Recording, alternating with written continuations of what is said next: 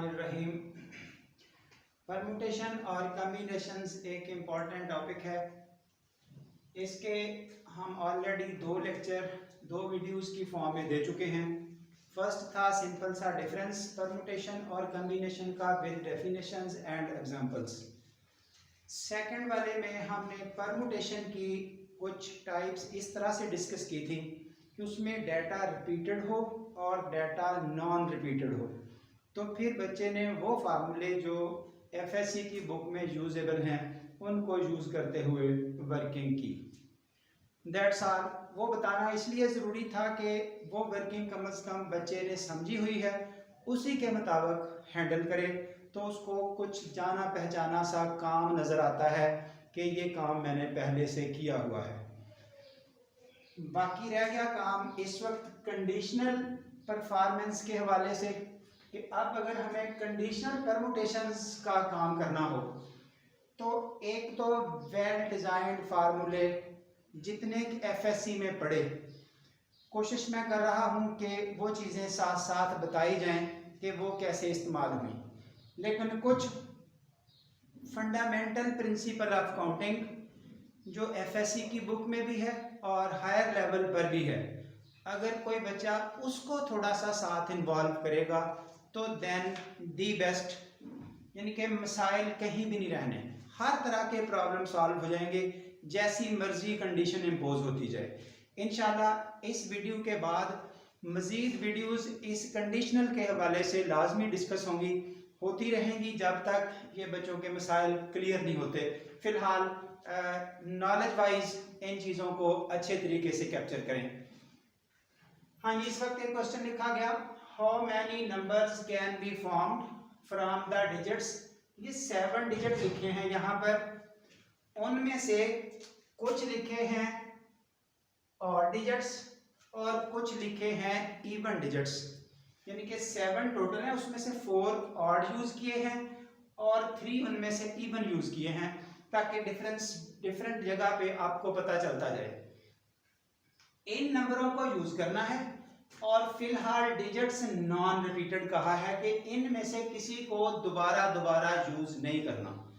तो देन ये मैंने कुछ क्वेश्चन लिखे हैं, यानी कि क्वेश्चन लिखने का क्लासिफिकेशन इस तरह की गई है, जब आप इन क्वेश्चंस को डील करेंगे आपको फर्क मिलता जाएगा कि कहाँ क्या करना है। For example multiple of 5 without any restriction, यानी कि हम कोई पाबंदी नहीं लगा रहे, जहां जो मर्जी आए, यानी कि यहाँ ओपन नंबर बनाना है, कोई भी बने।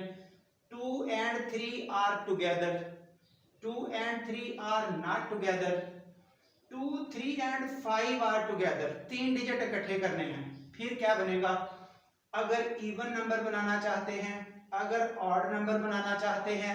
अब इनके बाद ये देखिए लास्ट पे क्वेश्चन, यूनिट डिजिट 9 होना चाहिए और 10 डिजिट इवन होना चाहिए।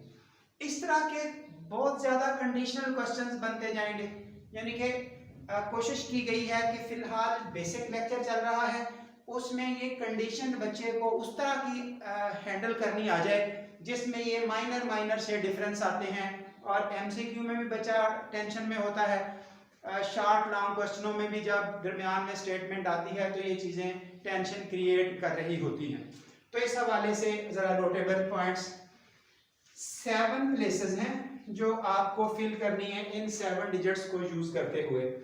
ये फर्स्ट वे वो है जो हम बुक में जानते हैं, जो आम तौर पे पहले लेक्चर में भी बताया गया, अब यहाँ पर भी हम समझ सकते हैं कि टोटल जब 7 प्लेसेस फिल करनी है, हम ये समझ रहे हैं कि यूनिट डिजिट इज 5, यानी कि मल्टीपल ऑफ 5 नंबर तब बनेगा अगर किसी नंबर के स्टार्ट में यूं 5 आए, बाकी जो 6 प्लेसेस बचती हैं वो जैसे मर्जी फिल हो जाए, इस तरह से फिर नंबर 5 का मल्टीपल बनेगा। तो जो नंबर हमें फिक्स करना पड़ता है किसी भी जगह पे परम्यूटेशंस में, वो हम काउंट नहीं करते। ये रूटीन है हमारी, जो बच्चा एफएससी की बुक में सीख के आता है, समझ के आता है कि उसको काउंट नहीं करना परम्यूटेशन में। बाकी 6 रह गए, 6 प्लेसेस का सोल्यूशन हो गया 6 फैक्टोरियल, सॉल्व करें तो 720। यहां तक की बात तो ठीक है एफएससी में जो चलती है, लेकिन जो सेकंड मेथड यूज किया जा रहा है, सेकंड मेथड आपको ज्यादा हेल्प आउट करेगा इन कंडीशनल क्वेश्चंस को डील करने के लिए। तो ये देखिए, फर्स्ट प्लेस मल्टीपल ऑफ 5, यहां लिखा कुछ नहीं गया कि इस फर्स्ट प्लेस पर हमने क्या लिखना है, यानी कि फर्स्ट प्लेस पर क्या लिखा जाए। यहां आप बस एक छोटा सा काम करेंगे, आप अवेलेबल कैंडिडेट्स का ख्याल रखेंगे कि जिस चेयर को फिल करना है, जिस जगह को फिल करना है, उस जगह को फिल करने वाले लोग कितने हैं। ऐसा समझने से आपकी रेपिटेशन और नॉन रेपिटेशन दोनों चीजों के आंसर्स मिलेंगे इंशाल्लाह। इसी लेक्चर में काफी हद तक क्लियर हो जाएगा सब कुछ। ये देखिए, इस प्लेस को जहां क्वेश्चन मार्क डाला गया, फिल करने वाले कैंडिडेट्स की तादाद कितनी है, कौन कौन इस चेयर को फिल करेगा, तो आंसर मिल गया सिर्फ इसमें से 5 फिल करेगा, क्योंकि मल्टीपल ऑफ 5 बनाना है। तो 5 जब एक ही डिजिट है, जो एक ही पर्सन है जो इस चेयर को फिल करेगा, तो उसकी जगह ये 1 लिखा गया कि इस प्लेस को फिल करने वाला कैंडिडेट एक ही है। और हम अपनी जुबान में जो बात करते हैं एफएससी में कि जी इसको फिक्स कर दिया गया, उसको काउंट नहीं करना। अब आपको समझ आ गई है कि फिक्स करने का क्या मकसद है। उस प्लेस को फिल करने के लिए कैंडिडेट ही एक है, तो वो एक लिख दिया। दूसरी प्लेस को फिल करने के लिए एक कैंडिडेट तो यहां जा चुका, बाकी 6 बच गए। इन 6 में से दूसरी प्लेस जो फिल करनी है, दूसरी चेयर पर जिसने आके बैठना है, वो बाकी 6 में से कोई भी होगा। लिहाजा इस प्लेस को फिल करने के लिए कैंडिडेट्स 6 हैं, वहां 6 लिख दिया। फिर अगली प्लेस को फिल करने के लिए कैंडिडेट्स कितने हैं, क्योंकि डिजिट रिपीट नहीं करने, बाकी 6 में से कोई तो ये जगह फिल कर देगा ना, जो वहां बैठ गया, अब उसने तो दोबारा आगे नहीं आना, लिहाजा आगे बच गए 5। नेक्स्ट वाले के लिए 4, नेक्स्ट वाले के लिए 3। इस तरह जब रिपीट नहीं करना, जो एक ने जगह फिल कर दिया वो दोबारा नहीं आएगा, तो फिर कैंडिडेट एक एक लेस होता गया, और लेस होते होते आखिरी प्लेस एक पर्सन ने फिल करनी है, क्योंकि बचा ही एक। अब जब इसको सॉल्व करेंगे तो एज बिफोर वो बनता 6 फैक्टोरियल ही है।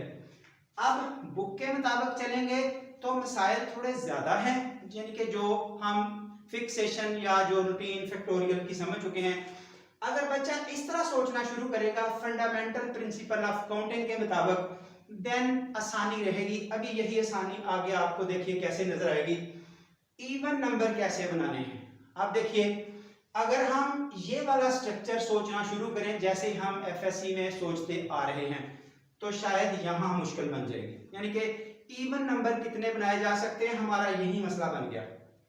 अब देखिए, इवन नंबर बनाने के लिए प्लेसेस वही 7 फिल करनी है, तो अब फर्स्ट वाली प्लेस को फिल करने के लिए कैंडिडेट्स की तादाद नंबर इवन बनाने के लिए, यानी कि जो शुरू वाला डिजिट है वो इनमें से या 2 आएगा, या 6 आएगा, या 8 आएगा। या 2 प्लेस को फिल करेगा, या 6 फिल करेगा, या 8 फिल करेगा। 3 लोग अवेलेबल हैं इस पहले वाली प्लेस को फिल करने के लिए।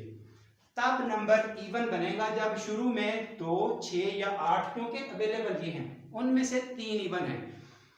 उस फर्स्ट प्लेस को फिल करने के लिए 3 लोग, 3 कैंडिडेट अवेलेबल हैं। हाँ जी, अब उन तीनों में से कोई एक तो आ जाएगा यहाँ पे, क्योंकि डिजिट रिपीट नहीं होने, जो यहां बैठ गया वो आगे नहीं जाएगा। आगे जाने के लिए कौन अवेलेबल है, 9, 5, 3, 1, 4 तो ये ऑड, जो बाकी इवन थे उनमें से एक इधर बैठा है, बाकी तो 2 मौजूद है ना, तो इट मींस 6 लोग आगे हैं, फिर 5 आगे हैं, फिर 4 आगे हैं, ऐसे एक एक काम होता जाएगा। अब आपका सॉल्यूशन ये बना। मजीद देखिए, उसके बाद आ रहा है ये part number 7, number is odd. Odd number कैसे बनेंगे, ऑड बनाने के लिए जो पहली प्लेस है 1, 3, 5 और 9, इन 4 में से अवेलेबल में से फर्स्ट प्लेस फिल करेगा इन 4 में से कोई, तो कैंडिडेट कितने हो गए पहली प्लेस फिल करने के लिए, 4। जब अगली प्लेस के आएंगे तो इन सातों में से एक यहाँ आ गया, चारों में से कोई, बाकी 6 5 4 3 तरतीब वही रही। इस तरह से अवेलेबिलिटी ऑफ द कैंडिडेट्स आपके सामने ये रही। मैं थोड़ा सा ना यहीं से जरा विद रेपिटेशन और विदाउट रेपिटेशन का मसला हल कर दूं। ये देखिए डिजिट रिपीट होंगे तो क्या बनेगा। आप देखिए इन्हीं क्वेश्चंस का सॉल्यूशन, यानी कि प्रॉब्लम क्रिएटर जो मसले हैं वो यही हैं। अभी से ये फैसला होना शुरू हो जाएगा। हाँ जी, part number 1, number is multiple of 5। उधर क्या था, multiple of 5, first place fill करने के लिए एक कैंडिडेट, तो अब भी फर्स्ट प्लेस फिल करने के लिए एक ही कैंडिडेट है, 5 ही यहां आएगा, 5 सिंगल कैंडिडेट है, इस प्लेस को सिर्फ वही फिल करेगा। जब मल्टीपल ऑफ 5 बनाना है तो यहां सिर्फ 5 आएगा, 5 का मतलब अवेलेबल कैंडिडेट्स में से वो एक है, वो ये आ गया। हाँ जी, इसके बाद जो अगली प्लेस है, क्योंकि डिजिट रिपीट हो सकते हैं, वही 5 यहाँ यहाँ यहाँ हर जगह आ सकता है। अगली प्लेस को फिल करने के लिए कैंडिडेट 7 है, 7 के 7, वो 7 के 7 आ सकते हैं, 7 7 7, क्योंकि वो रिपीट हो सकते हैं, तो टोटल आपके पास ये सोल्यूशन आ गया। हाँ जी, उसके बाद सेकंड, नंबर्स विदाउट रिस्ट्रिक्शन, यानी कि यहाँ आपके पास कोई रिस्ट्रिक्शन नहीं लगाई गई।